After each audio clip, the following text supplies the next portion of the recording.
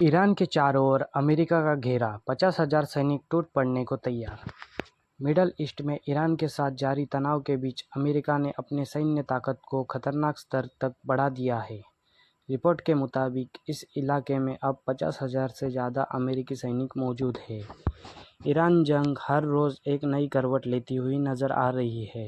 Iran झुकने को तैयार नहीं है और अमेरिका से भी कोई उम्मीद नज़र नहीं आ रही है। इसी बीच मिडल ईस्ट में अमेरिका सैनिकों की ताकत 50,000 के पार पहुंच गई है, जो आम दिनों के मुकाबले करीब 10,000 ज़्यादा है। न्यूयॉर्क टाइम्स की रिपोर्ट के मुताबिक 2500 मरीन और 2500 नाविकों के नए जत्थों के दाखिल होने से इलाके में अमेरिकी घेराबंदी मजबूत हुई है। किसी भी वक्त कुछ भी हो सकता है। राष्ट्रपति ट्रंप ईरान के साथ एक महीने से चल रहे युद्ध में अपने अगले कदम पर फैसला लेने वाले हैं। इनमें रणनीतिक द्वीपों पर कब्जे की योजना भी शामिल हो सकती है। अमेरिकी सेना के 82वीं एयरबोर्न डिवीज़न के 2000 पैराट्रूपर्स भी ईरान से हमला करने लायक दूरी के अंतर तैनात किए गए हैं।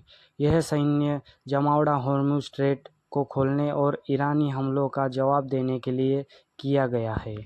हालांकि मिलिट्री से जुड़े एक्सपर्ट्स चेतावनी दे रहे हैं कि ईरान जैसे बड़े देशों पर कब्जा करने के लिए 50,000 सैनिकों की तादाद बहुत कम है। फिलहाल अमेरिकी लड़ाकू विमान ईरान के मुख्य तेल निर्यात केंद्र खार्क द्वीप सहित 90 से ज़्यादा सैन्य ठिकानों पर बमबारी कर चुके हैं। हॉर्मुज़ जलमार्ग को खोलने की चुनौती। दुनिया का करीब 20% तेल जिस संकरे जलमार्ग से गुजरता है, वह ईरानी सेना के हमलों की वजह से काफ़ी हद तक बंद हो गया है। ट्रंप प्रशासन इस रास्ते को फिर से सुरक्षित करने के लिए किसी द्वीप या ज़मीन के हिस्से पर कब्जे की कोशिश कर सकता है।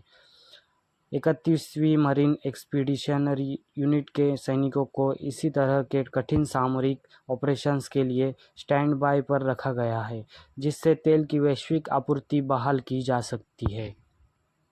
पेंटागन के हाल ही में 2000 पैराट्रूपर्स को मिडल ईस्ट भेजा है, जिनकी लोकेशन फ़िलहाल सीक्रेट रखी गई है। जानकारों का मानना है कि इन सैनिकों का इस्तेमाल उत्तरी फ़ारसी खाड़ी में स्थित ईरान के मुख्य तेल निर्यात केंद्र खार्क द्वीप पर कब्जा करने के लिए किया जा सकता है।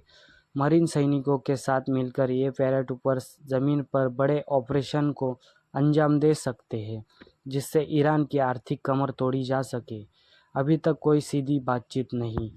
पाकिस्तान, तुर्की और मिस्र जैसे मध्यस्थों के ज़रिए बैक चैनल कोशिशों के बावजूद वाशिंगटन और ईरान के बीच अब तक कोई सीधी बातचीत नहीं हुई है। व्हाइट हाउस की प्रेस सेक्रेटरी कैरोलिन लेविट ने कहा है कि यह तैयारियां रूटीन का हिस्सा है। उन्होंने कहा, कमांडर इन चीफ को ज़्यादा से ज़्यादा विकल्प देने के लिए तैयारियां करना पेंटागन का काम है। इसका मतलब यह नहीं है कि राष्ट्रपति ने कोई फैसला लिया है।